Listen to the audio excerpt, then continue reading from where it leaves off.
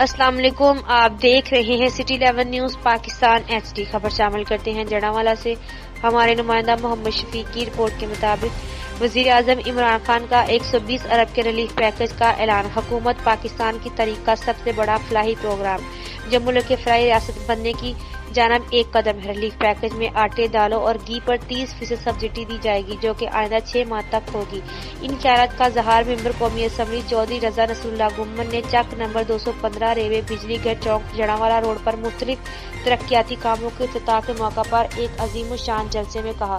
انہوں نے کہا کہ موجودہ حکومت تاریخ میں پہلی حکومت ہے جس نے وسائل محدود ہونے کے باوجود ان کا رخ عوام کی جانب موڑا۔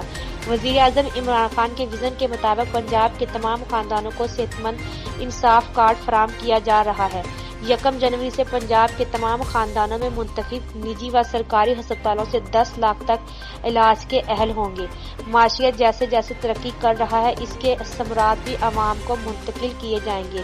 انہوں نے کہا کہ ماضی کی حکومتوں میں صرف ایک مخلص طبقے کے حقوق کا دفاع کیا گیا جبکہ عمران خان نے اقتدار میں آنے سے پہلے 2 نہیں 1 پاکستان کا نعرہ لگایا اور واضح کیا کہ ہم نے اشرفیہ غریب کے لیے الگ قانون اور حقوق کی تعریف کو ختم کر دیا۔